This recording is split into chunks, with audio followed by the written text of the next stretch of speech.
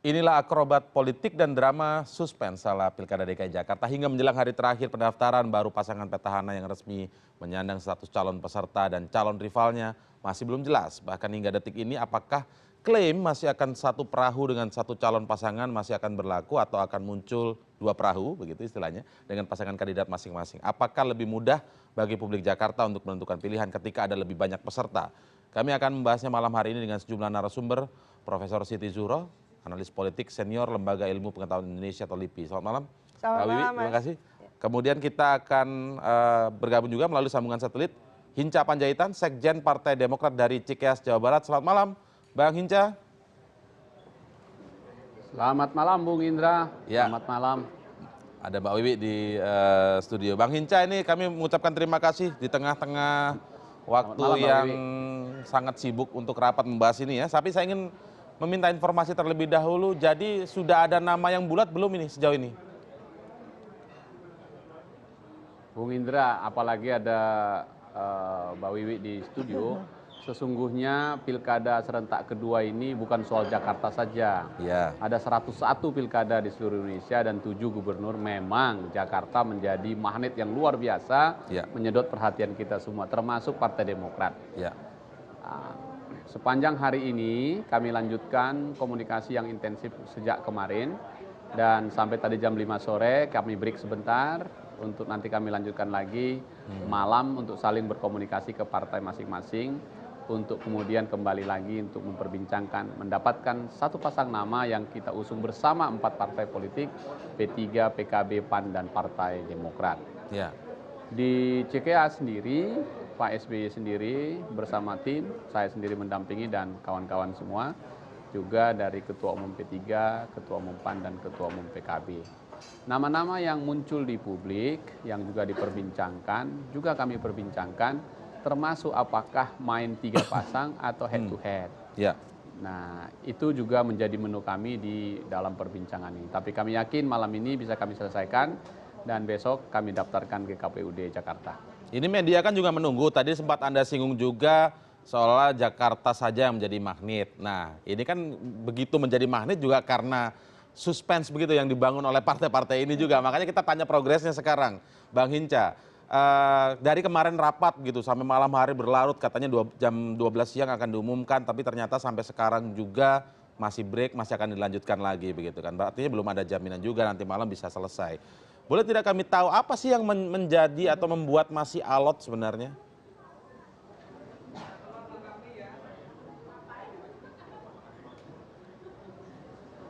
Bang Hinca? Halo, Bung Indra, terputus, Bang. Baik, Bang Hinca bisa mendengar suara saya sekarang? Halo. Kita akan coba perbaiki. Sekarang dengar. Oh, baik. Nah, itu pertanyaan saya tadi kan Bang Hinca bilang bahwa seolah-olah hanya DKI Jakarta saja yang menjadi magnet begitu sehingga semua media menyorot. Tetapi kan ini juga dibangun oleh partai-partai yang ikut Pilkada DKI begitu. Nah, kami ingin mengetahui progres dari pertemuan yang berlangsung dari kemarin di Cikeas sampai malam hari. Kita menunggu begitu juga pengumuman, jangan-jangan dini hari pengumumannya. Tetapi katanya jam 12 siang pada hari ini, tapi belum juga. Nah, ingin kami tahu begitu untuk mengetahui progres dari pembahasan ini.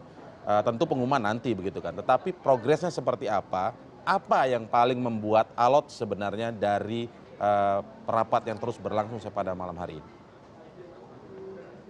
Bung Indra, sebenarnya yang terpenting bukan pengumuman, yang terpenting itu pendaftaran ya. Oke. Dan karena itu kita siapkan pendaftaran ini. Namun demikian karena publik menanti-nanti tentu harus diberitahukan siapa yang harus didaftarkan besok. Ya. Nah, kalau ditanyakan tadi apa yang membuat menjadi begitu alot begitu ya. Pertama-tama realitas politiknya adalah bahwa partai-partai di DKI Jakarta kecuali rekan kita PDIP itu tidak ada yang bisa mencalonkan sendiri sehingga harus berkoalisi. Kami sendiri punya 10 kursi, PAN punya 2 kursi, PKB 6 kursi dan P3 10 kursi. Ya. Sehingga kalau ini bergabung 28 kursi cukup untuk mengusung pasangan calon. Nah, tadi malam sudah putus yaitu keempat partai ini solid mengusung. Nah, itu satu keputusan. Keputusan kedua yang sekarang belum putus adalah nama calonnya. Nah, ketika bicara nama calon, tentu dibutuhkan waktu bermusyawarah, berdialog, menyamakan visi bagaimana keempat partai ini menyiapkan pasangannya, apakah 01 apa 02, siapa 01, siapa 02. Ini juga bukan oleh perkara mudah karena ada 4 partai. Kecuali ini cuma sendirian tentu lebih mudah gitu. Itulah realitasnya kenapa tadi disebutkan menjadi lama ya. Bang Hinca, Anda tadi singgung bahwa bagaimana 4 partai ini mengusung nama calon yang seperti apa, siapa nama calonnya, komposisinya seperti apa. Jadi ini fix hanya 4 partai saja nih. Tinggal berdiskusi untuk 4 partai saja ataukah masih menunggu juga yang Gerindra dan juga PKS? Ya, sampai tadi sore jam 5 masih fix 4 partai politik. Tetapi tetap kami berkomunikasi ke 2 partai politik lain yang belum mendaftarkan pasangan calon yang diusungnya, yaitu Gerindra dan PKS. Jadi bisa saja bergabung, bisa juga tidak. Jadi bisa 2 pasang, bisa 3 pasang. Sampai pada malam hari ini berapa persen 2 partai yang lain itu akan ikut bergabung?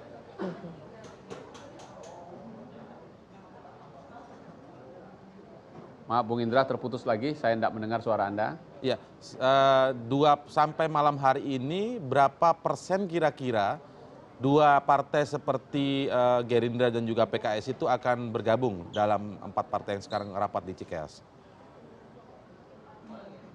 Ya, komunikasi masih terus kami bangun, belum putus. Kita tunggu saja karena komunikasi itu kan membutuhkan endurance juga, membutuhkan waktu yang juga tidak singkat, dan karena itu terus kita lakukan sampai nanti batas waktu pendaftaran besok. Saya kira saya mohon teman-teman juga bersabar, masyarakat Jakarta juga bersabar, sampai partai-partai politik menemukan pasangan yang cukup tangguh menjadi kompetitor yang sudah mendaftar, yakni pasangan petahana kemarin. Baik, Mbak Wiwi, kira-kira dari analisis Anda apa yang membuat alot sehingga yang katanya tadi koalisi keluargaan, oke, PDIP sudah tidak ada di situ. Kita bicara yang ada, tinggal 6 partai begitu ya, kalau tidak salah. Nah, apa yang membuat alot ini sebenarnya? Apakah faktor karena Gerindra merasa memiliki kursi lebih banyak, nomor 2, partai nomor 2 di DKI yang memiliki kursi paling banyak, dan kemudian PKS justru di bawahnya begitu kalau tidak salah ya, ada 11 kursi, sehingga merasa harus bisa mencalonkan sendiri nih. Iya, memang petanya kelihatan beda ya. Tadinya yang namanya koalisi kekeluargaan itu 7 ya, maaf, iya 7 ya. Jadi PDI Perjuangan kelihatannya mau diposisikan leading gitu. Sehingga semua partai akan menerima siapapun yang akan dicalonkan dengan catatan ada nanti mungkin salah satu dari 7 partai itu menjadi cawagup kan gitu. Nah, itu kelihatannya dan kelihatannya yang diminta adalah kadernya sendiri. Prinsipnya waktu itu sangat jelas, yaitu partai koalisi kekeluargaan menghadirkan calon pemimpin baru untuk DKI Jakarta. Berarti bukan ke petahana. Kata itu sudah sepakat solid seperti itu. Tapi ketika PDI Perjuangan ternyata ya mendukung petahana dan pasangan yang diajukan ternyata sama gitu ya, meskipun dengan rally panjang yang sebetulnya sama sekali tidak connect gitu ya dengan keputusan akhir, menjadikan 6 partai yang tersisa ini mulai berpikir gitu ya, apakah menghadirkan 2 pasangan calon atau hanya 1 pasangan calon, artinya head to head.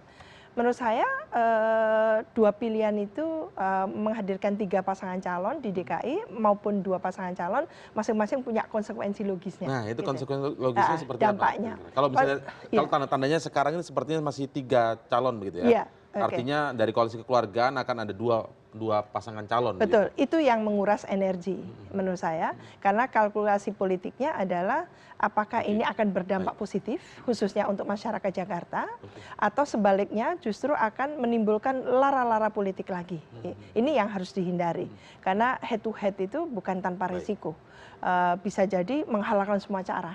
Tidak hanya uang, tapi juga unsur-unsur lain yang akan dilibatkan hanya untuk memenangkan itu. Saya harus kembali ke Pak Hinca karena Pak Hinca akan kembali rapat. Tapi saya ingin follow up lagi begitu Pak Hinca. Nama Agus Harimurti ini seberapa kuat sebenarnya muncul dalam pembicaraan ataukah sekedar hanya dimunculkan sebagai alternatif? Maaf terputus-putus Bung Indra, saya tidak jelas mendengarkan. Baik. Nama Agus Harimurti yang sempat santer di media, beberapa media sekarang ini seberapa besar sebenarnya menjadi pembicaraan di sana?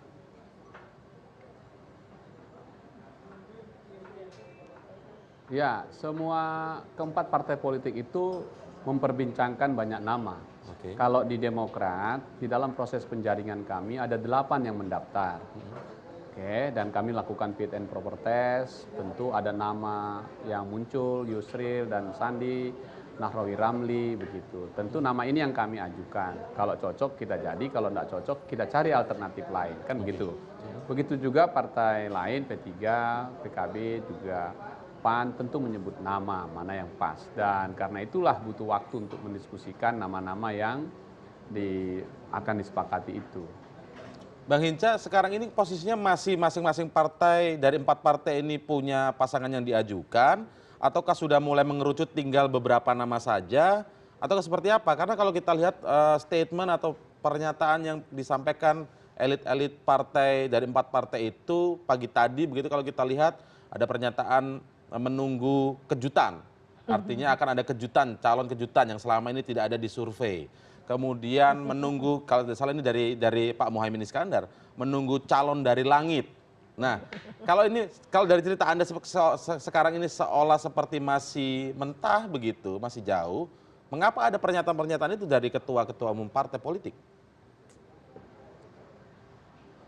Ya, saya ingin mengajak semua masyarakat Jakarta untuk bersabar saja, biarkan kerja politik ini kami lakukan, sampai yang terpenting adalah besok mendaftarkannya. Di sela-sela sebelum mendaftarkan, pastilah media dan publik mengetahui siapa nama calon yang akan kami usung. Ya. Sekali ini biarkan kami dulu partai politik melakukan kerja-kerja politiknya secara maraton, secara intensif untuk bisa menemukan pasangan yang pantas untuk bertarung melawan petahana.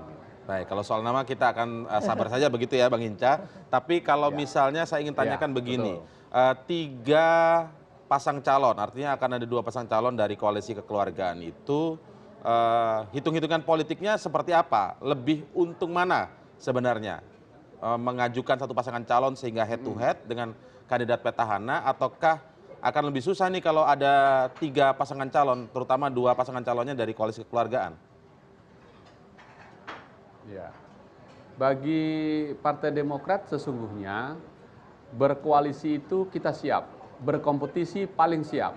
Oleh karena itu, kalaupun teman-teman Gerindra dan PKS yang sudah bisa mengusung sendiri, berjalan sendiri, dan kemudian 4 kami juga bisa mengusung dan berjalan sendiri, 3 pasang, tentu kita siap. Kalaupun harus bergabung yang 2 dan 4 menjadi 6 melawan petahana, 1 lawan 1, head to head, juga kita siap. Kedua-duanya mempunyai plus minusnya. Jangan lupa karena di Jakarta harus menang 50% plus 1, tidak sama di tempat-tempat lain. Nah, itu menjadi tantangan kita untuk memastikan bagaimana pertarungan itu nanti bisa terjadi. Nah, itu juga menjadi bagian yang kami diskusikan, bukan sekedar nama saja, tapi strategi untuk memenangkan pertarungan itu. Kalau main 3 bagaimana, kalau main 2 bagaimana. Saya kira itu tambahannya. Tapi aura semangatnya tetap menuju ke head to head. Kalau misalnya nggak ketemu ya udah 3 mau nggak mau. Atau sebenarnya sengaja dibuat 3 begitu atau bagaimana, Pak Hinca? Ya, realitas politik harus kita terima sebagai sebuah keniscayaan gitu. Sekali lagi 3 kita siap, 2 pun kita ready. Tapi tidak ada target untuk mengutamakan atau prioritasnya adalah head to head, bukan begitu ya? Tidak. Ini realitas politik saja dan masing-masing partai mempunyai kedaulatan dan caranya sendiri. Tentulah bergabung itu jauh lebih baik, tapi kalau tidak bisa bergabung, tentu kita terima itu sebagai realitas yang bagus lah, demokratis kan, menjadi tiga pilihan itu kan bagus bagi masyarakat Jakarta karena dia punya banyak pilihan ketimbang hanya 2 gitu. Sejumlah nama yang ikut dibahas ini pernah ada yang dipanggil ke Cikeas tidak? Misal nama Yusril Iza Mahendra, lalu beberapa nama lain seperti Sandiaga Uno. Ya kalau Agus Harimurti mungkin kan berada di sana begitu ya. Ya, tadi saya sudah sampaikan kami melakukan proses penjaringan sejak bulan April. Sampai sekarang itu sudah sekitar 4 bulan lebih ya, 4-5 bulan. Dan ada 8 nama yang mendaftar dan saya sebutkan tadi 3 papan atas itu ada Bung Yusril, Bung Sandi, dan Bung Nahrawi Ramli. Itulah yang kami coba jajakan atau sampaikan kepada kawan-kawan partai itu. Mudah-mudahan diterima. Kalau tidak diterima, tentu kita cari pasangan lain yang disepakati bersama-sama. Itulah artinya koalisi gitu. Baik. Baik, kami hargai waktu Anda untuk meluangkan waktu di CNN Indonesia Prime News. Kami mengerti Anda akan kembali mengikuti rapat. Terima kasih, Bung Hinca Panjaitan. Semoga kita lihat hasilnya Terima pada kasih, malam Bung hari Indra. ini agar dramanya tidak berpanjang-panjang gitu. Baik, terima kasih. Sekjen dari Partai Demokrat Hinca Panjaitan. Mbak Wiwi, bagaimana Mbak Wiwi? Anda Iya. melihat ini? Secara kalkulasi politik, tadi kan Anda bilang masing-masing pilihan opsi, 3 pasang calon atau 2 pasang calon memiliki konsekuensi sendiri. Iya. Tapi saya ingin bicara dulu soal kalkulasi politik, tentang Betul. pemenangan tentu saja. Iya, iya. Lebih mudah mana bagi mereka yang koalisi keluargaan? Kenapa disebut koalisi keluargaan? Kan awalnya adalah Iya. non petahana sebenarnya Betul, kan, menolak betul. untuk petahana. Iya. Nah, artinya mereka bisa saja bersama-sama sebenarnya kan. Betul. Lebih menguntungkan mana bagi mereka koalisi keluargaan? Iya. Memiliki 1 pasangan calon sehingga bisa head to head, ataukah 2 pasangan calon sehingga ada Iya. 3 nanti yang maju? Iya, saya melihat memang ada pertimbangan-pertimbangan yang belum tentu sangat mudah untuk menyatukan satu pandangan tadi itu. Ada kesulitan tersendiri ketika memang ada ego sektoral tadi itu. Untuk berkoalisi biasanya siapa yang memegang kursi paling banyak, itu Oke, yang iya. akan merasa dirinya Yang harus dominan leading. ya, Ya, maksudnya itu. seperti itu. Sementara yang punya kursi paling banyak dalam hal ini Gerindra 15 gitu Iya. ya. Belum tentu diiyakan oleh yang lain kecuali ketika ada plus PDI Perjuangan tadi itu. Iya, iya. Itu suasananya memang betul-betul silahkan saja. Ya, waktu itu Asal kan bukan, skenarionya adalah PDI Nah, Perjuangan, kursinya paling banyak dan bisa mengajukan iya, sendiri.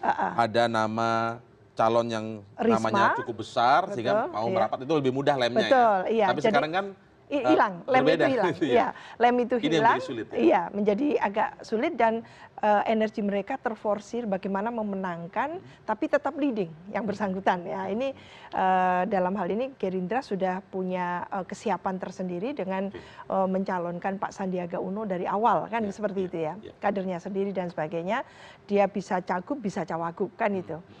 Dengan posisi yang seperti itu belum tentu diterima yang tadinya katakan mungkin Demokrat ini belum leading kan itu. Saat ini 3 partai yang lain merapat ke Cikeas. Nah ini menjadikan satu peta kekuatan itu agak bergeser sedikit, berubah gitu, seperti itu. Sedikit atau banyak? Agak susah ketemu gitu ya. Iya.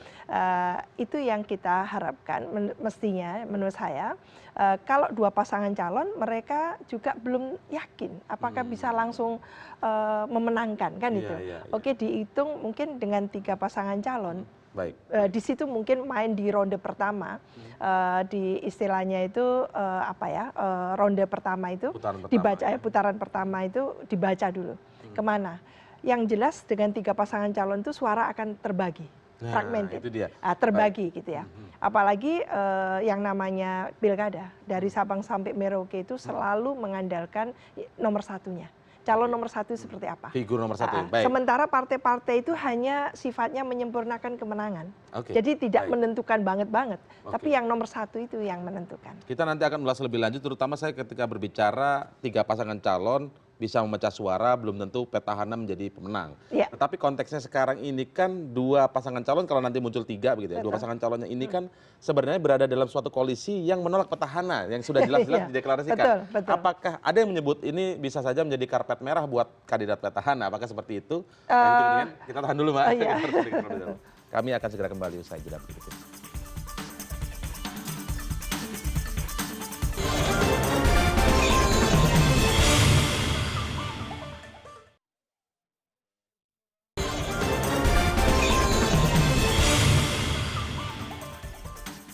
Setelah tadi kita konfirmasi dari Cikeas, kita beralih ke kawasan Kebayoran Baru, Jakarta Selatan, ke kediaman Ketua Umum Partai Gerindra, Prabowo Subianto, di mana juga ada pertemuan antara elit Partai Gerindra dan juga PKS. Ada koresponden Istiarto Sigit di lokasi pertemuan. Selamat malam, Ito. Bisa Anda laporkan seperti apa suasana pertemuan di kediaman Prabowo Subianto saat ini? Ya, selamat malam Indra. Saat ini memang Betul sekali, tepat di belakang saya ini adalah Rumah Kertanegara, rumah yang menjadi lokasi pertemuan antara pimpinan Partai Gerindra dan juga Partai Keadilan Sejahtera. Sejak pukul 2 siang, Ketua Umum Partai Gerindra Prabowo Subianto beserta Presiden PKS juga sudah hadir beserta dengan beberapa petinggi Partai Keadilan Sejahtera lain. Namun pada pukul 3 sore, begitu kira-kira Ketua DPD Gerindra DKI Jakarta M. Taufik juga hadir. Statement yang dia keluarkan pada saat datang kemari adalah bahwa masih ada harapan akan adanya pasangan head to head begitu kira-kira, sehingga pasangan Ahok Jarot akan melawan calon gubernur dan wakil gubernur yang akan diusung oleh 6 partai yang nantinya akan berkoalisi. Namun hingga sekarang memang belum ada konfirmasi lebih lanjut apakah memang akhirnya Gerindra dan juga PKS mengusung pasangan Sandiaga Uno dan juga calon wakil gubernur yang sampai saat ini juga belum diumumkan kira-kira siapa namanya, atau bergabung dengan koalisi yang akan ada di Cikeas begitu kira-kira. Dan tadi tepat pukul sekitar 19.30, pimpinan atau ketua umum dari Partai Gerindra Prabowo Subianto sudah hadir bersama dengan calon gubernur dari Partai Gerindra Sandiaga Uno. Dalam statementnya, sampai dengan hari ini Prabowo juga belum memberikan statement final kira-kira apakah akan diumumkan malam ini. Yang pasti Prabowo menekankan bahwa tidak akan ada pengumuman malam ini dan kemungkinan pengumuman akan dilakukan esok hari sekaligus dengan pendaftaran calon gubernur dan calon wakil gubernur. Beberapa alasan diantaranya adalah masih adanya komunikasi yang dilakukan antara Gerindra, PKS dengan 4 partai lain yang sedang melakukan konsolidasi juga di Cikeas, Jawa Barat. Indra. Baik, itu kalau kita lihat tadi Anda sudah jelaskan bahwa dihadiri juga oleh elit-elit dari Partai Keadilan Sejahtera begitu atau PKS. Nah, yang ingin saya tanyakan, adakah informasi bahwa wakil mungkin dari perwakilan dari kedua partai ini akan menuju ke Cikeas untuk kemudian menyampaikan hasil rapatnya? Karena kalau saya baca sepertinya Cikeas menunggu hasil rapat atau konsolidasi dari Gerindra dan juga PKS. Iya, betul sekali Indra. Tadi sekitar pukul 17 begitu kira-kira Ketua DPD Partai Gerindra M. Taufik sempat meninggalkan Rumah Kertanegara. Para awak media menilai bahwa ada kemungkinan beliau pergi ke Cikeas untuk melakukan komunikasi lebih lanjut begitu. Namun M. Taufik justru kembali lagi ke Rumah Kertanegara yang memang dimaksudkan untuk menjemput Sandiaga Uno bersama Prabowo Subianto. Sehingga komunikasi yang dilakukan tidak secara direct atau langsung, petinggi-petinggi yang ada di sini berangkat ke Cikeas begitu kira-kira. Namun komunikasi tetap dilakukan seperti yang disampaikan oleh Ketua Umum Partai Gerindra Prabowo Subianto. Itu pula yang mungkin menyebabkan baik di Cikeas maupun di Rumah Kertanegara, dua-duanya belum mengumumkan siapa nama pasangan cagup ataupun cawagup yang akan diusung dalam Pilkada DKI Jakarta 2017. Komunikasi tetap berjalan, namun yang memang saya lihat adalah masih adanya proses tawar-menawar, agak alot memang begitu kira-kira siapa yang akan menjadi gubernur, siapa yang akan menjadi calon wakil gubernur, dan mungkin hasil itu akan ada malam ini ataupun mungkin besok bertepatan dengan hari terakhir pendaftaran calon gubernur dan calon wakil gubernur DKI Jakarta 2017. Indra. Adakah konfirmasi itu? Karena kalau kita lihat siang tadi ada pernyataan dari calon gubernur atau mungkin bisa juga calon wakil gubernur yang sejauh ini diusung oleh Partai Gerindra, yakni Sandiaga Uno. Tadi siang menggelar konferensi pers menyatakan bahwa koalisi kekeluargaan ini akan tetap mengajukan satu calon yang artinya akan head to head dengan kandidat petahana. Tapi kalau kita lihat realitasnya sampai sekarang pada malam hari ini, sepertinya masih belum ketemu juga nih, alot begitu. Bagaimana konfirmasi dari tentang hal ini? Ya, tadi ketika kami bertemu dengan Sandiaga Uno bersamaan dengan Prabowo Subianto begitu, Sandiaga Uno memang tidak memberikan statement berbeda dengan tadi pagi. Namun konfirmasi yang Anda tanyakan belum saya dapatkan hingga saat ini karena seperti kita tahu dua kubu yang tadinya berada dalam koalisi kekeluargaan ini juga masih sama-sama melakukan konsolidasi. Begitu juga dengan nama-nama calon wakil gubernur.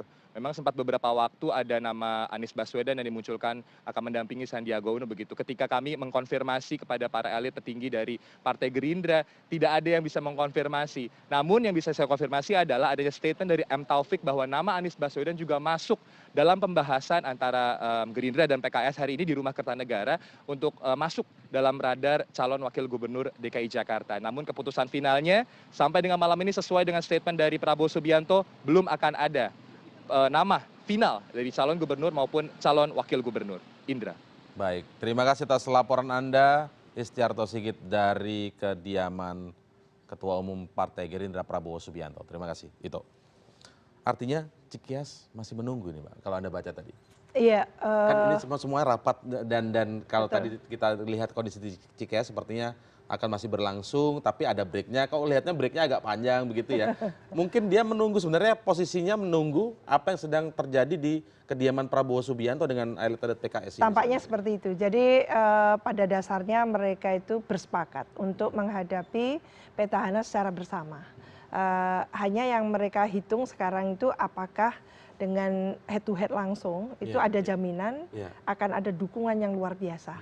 Meskipun mereka sebetulnya sudah mulai positif, prospeknya itu akan lebih ini ya, lebih bagus gitu karena ada resistensi yang luar biasa terhadap petahana dari komunitas-komunitas dan dukungan terhadap munculnya calon pemimpin baru ya untuk di DKI itu membuat mereka sebetulnya antusias gitu.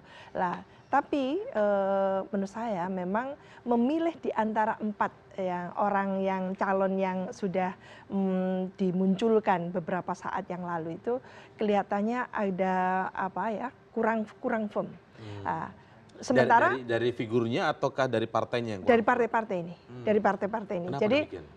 kenapa? Menurut saya memang semakin waktunya mepet seperti ini, Iya. lalu keleluasaan gitu ya, berpikir dan menetapkan dalam keadaan seperti ini sudah semacam apa ya, ketergesaan seperti itu. Jadi sesuatu yang tergesa-gesa kan pastinya kurang proper. Iya, iya. Nah, itu yang disayangkan. Mereka tidak punya Karena mungkin lagi. selama ini tersandra oleh PDI Perjuangan Betul, gitu ya. betul. Dan mereka tidak punya kemewahan waktu lagi, gitu. Ya, ya. Tidak seperti mungkin 2 minggu atau 3 minggu yang lalu, gitu. Saat ini hitungannya Tapi kan jam. Tadi gitu kan disebutkan seperti oleh Bung Hinca tadi, kita membahas nama-nama ini tidak baru sekarang, tapi sudah cukup lama melalui pendaftaran. Kita tahu juga memang Iya. dari Demokrat membuka Salah satu pendaftaran, seperti gitu. itu. Tapi kita ke para politisi ini kan tidak bisa apa ya istilahnya Linear menelan gitu. tidak Linear bisa gitu ya. menelan bulat-bulat gitu.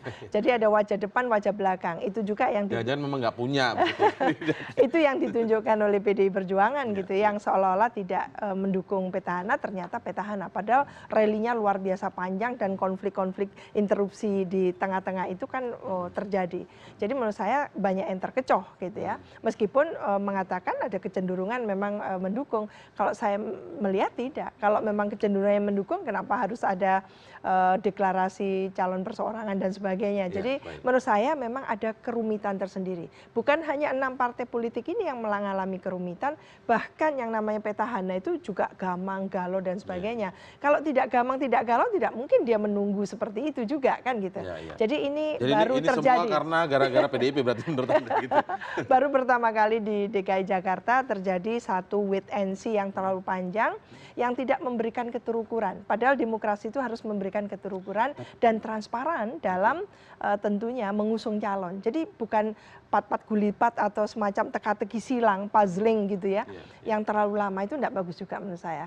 Bagaimanapun juga partai politik butuh masyarakat, masyarakat butuh keterukuran, kepastian.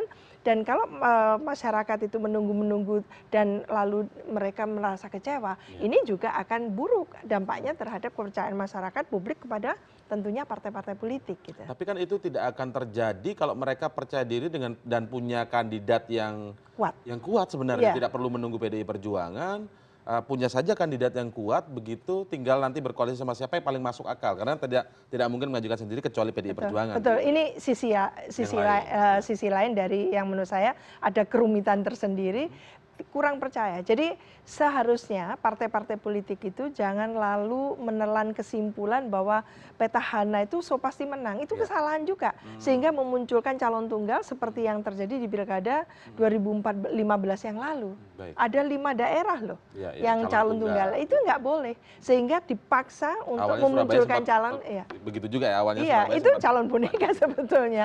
Karena tidak genuine, dia adalah rival yang lawan tanding yang setara. Untuk di Jakarta menurut saya memang harus menghadirkan lawan tanding yang setara, minimal equal, minimal gitu. Kalau tidak, itu namanya kelas bulu melawan kelas berat, tidak lucu juga gitu. Lucu juga. Dan Oke. jangan trial and error menurut saya, karena bagaimanapun juga ini adalah lahannya ibu kota. Masyarakat pemilih itu memiliki semacam apa ya, kecerdasan tersendiri dalam Pemilih menentukan. rasional lah ya Iya. di Jakarta ini.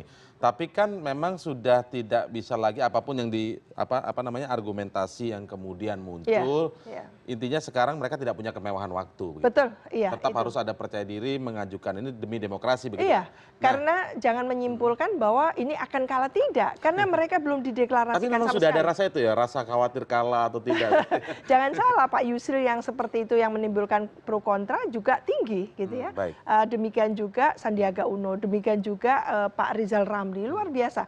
Coba terjunkan beneran, itu pasti luar biasa nanti. Oke, baik. Nanti kita akan lihat juga bagaimana tingkat elektabilitas calon-calon yang ada selama ini dari berbagai survei ya, dari berbagai survei yang kami apa namanya kumpulkan, dan juga apa yang disampaikan oleh Ketua Umum Partai Gerindra Prabowo Subianto. Kami akan hadirkan usai jeda berikut ini.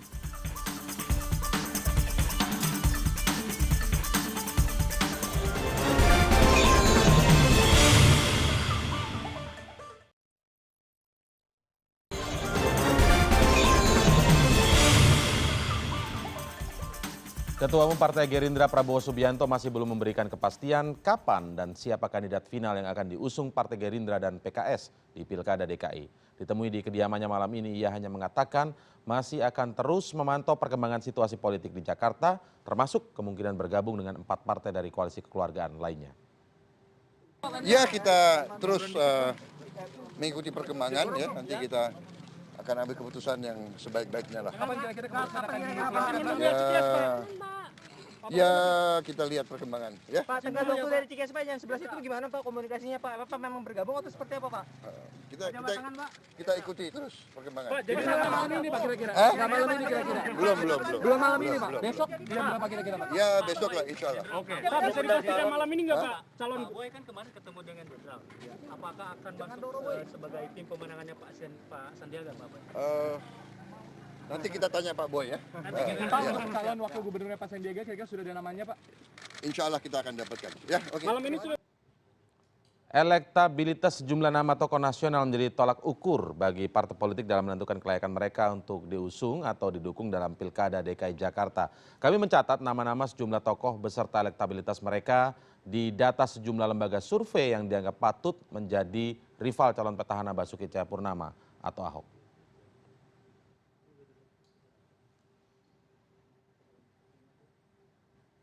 Baik, jika kita lihat data berikut ini, nama Yusril Iza Mahendra ini adalah lembaga survei survei politik Indonesia pada bulan Agustus 2016. Nama Yusril Iza Mahendra berada di 30,4%, sedangkan nama Sandiaga Uno di 5,5% ya. Baik, kemudian ini dari Poltreking Indonesia pada bulan September 2016. Nama Sandiaga Uno 9,23%, kemudian nama Anies Baswedan 8,92%, Yusril Iza Mahendra di sini 4,62%. Ini nama-nama di luar kandidat petahana. Ini adalah Populi Center pada bulan Agustus 2016, Sandiaga Uno 7,5%, Yusril Iza Mahendra 5,2%, lalu Ridwan Kamil 2%. Sempat muncul Ridwan Kamil ini pada bulan Agustus 2016 dari Populi Center. Dan ini dari lembaga Indobarometer, ini dilakukan pada bulan Juli 2016, memang agak mundur ya, bulan Juli 2016. Yusril Iza Mahendra 7,1%, Sandiaga Uno 4,1%, Ridwan Kamil 0,6%.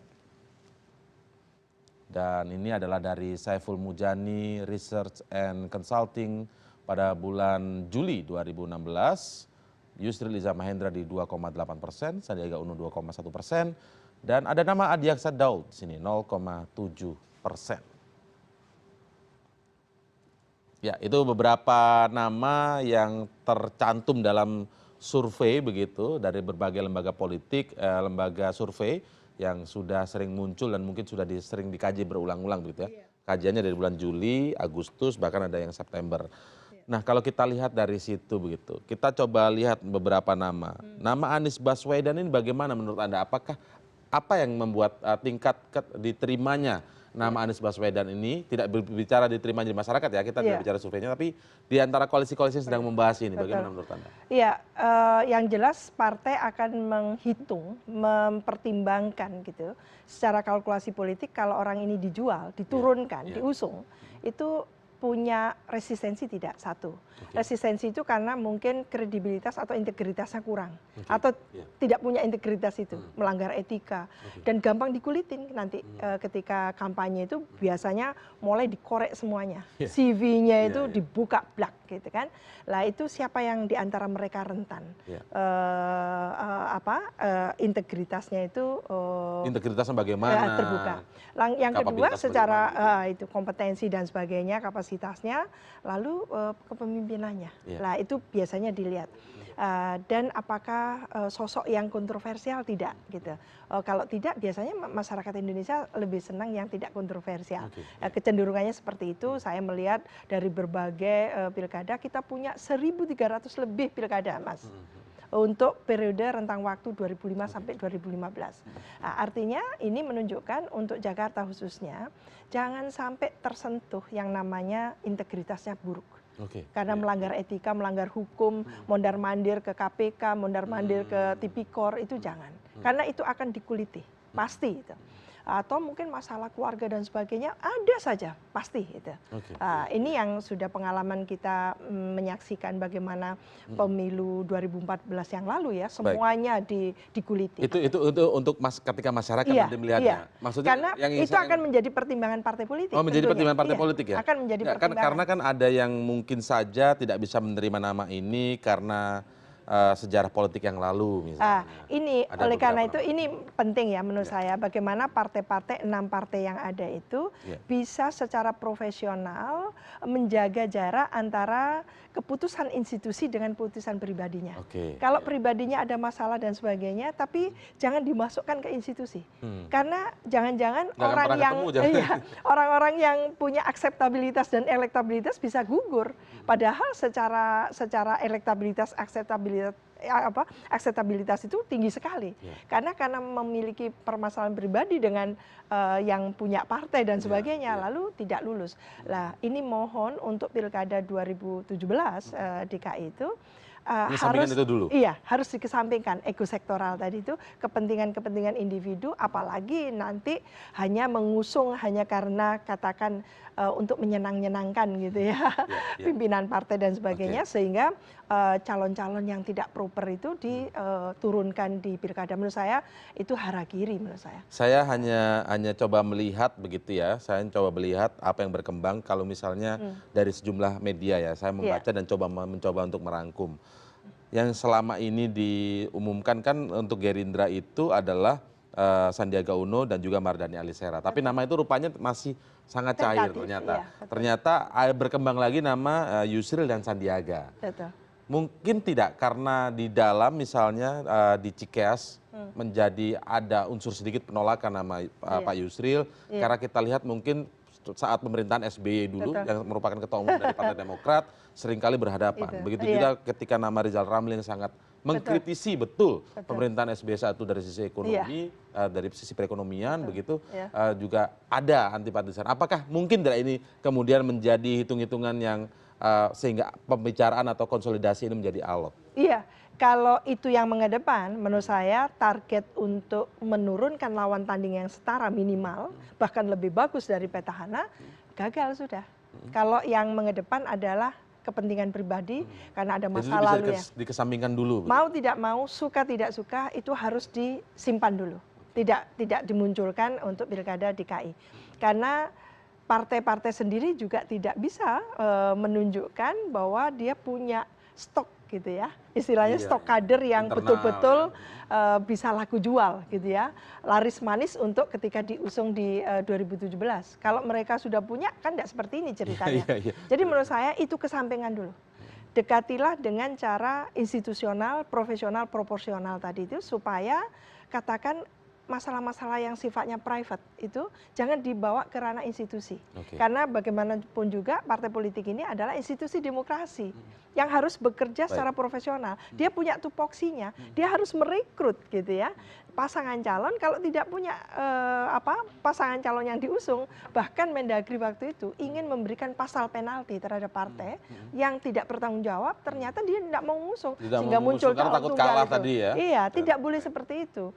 Kalau pilkada ini dari rakyat, oleh rakyat, untuk rakyat, ternyata tidak memunculkan kontestasi yang berimbang, itu namanya bukan pilkada gitu. Saya ingin tahu perspektif dari Mbak Wiwi begitu ketika melihat setelah nama Anies Baswedan, nama Rizal Ramli, Yusril itu terus berulang, tetapi rupanya hanya menjadi, kalau yang saya lihat ya, menjadi buah bibir saja elit-elit partai yang tengah rapat sekarang begitu ya. Lalu muncul hari ini begitu cukup mengejutkan nama Agus Harimurti Yudhoyono. Kemungkinan akan juga namanya tadi dari laporan rekan saya di Cikeas mengatakan bahwa namanya semakin kuat diperbincangkan begitu. Betul. Anda melihat ini sebuah nama yang bisa menjadi alternatif, menjadi antitesis dari seorang petahana sekarang atau bagaimana? Kalau memang dia kader dari Demokrat gitu ya, menurut saya itu disimpan dulu, bukan untuk diusung, disimpan dulu, bukan untuk Pilkada DKI 2017. Kenapa demikian? Ini yang Anda maksud tadi trial and error? Iya, jangan mencoba-coba. Jadi istilahnya trial and error tadi itu mencoba, menguji coba dalam keadaan yang sempit waktu. Ini hitungannya menit, bukan jam lagi ini, gitu ya istilahnya, menit gitu. Dan besok itu sudah detik istilahnya gitu. Jadi jangan bermain-main dengan cara-cara yang spekulatif, yang tidak bisa dipertanggungjawabkan tentunya. Gitu.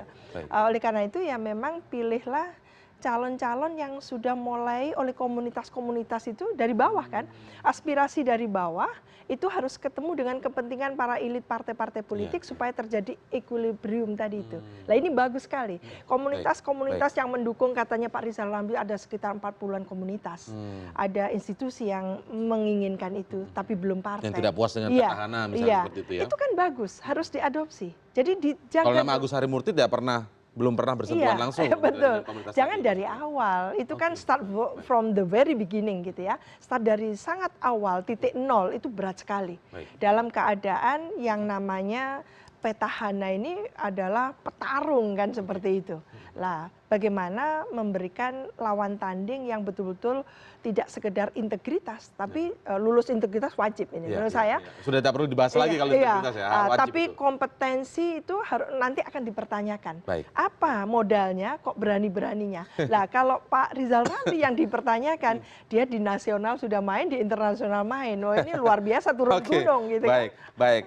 Tapi memang kalau saya boleh lihat untuk menutup perbincangan ini ternyata masih sangat sulit mencari kandidat petahana sampai pada last minute ini. Kita lihat saja nanti perkembangan seperti apa. Seperti kata Sekjen dari Partai Demokrat, masyarakat sabar saja. Gitu. Kalau nggak sabar nanti dikira yang memburu-buru begitu ya medianya. Terima kasih Mbak Wiwi telah bergabung bersama kami malam hari ini. Kita nantikan nanti perkembangan seperti apa.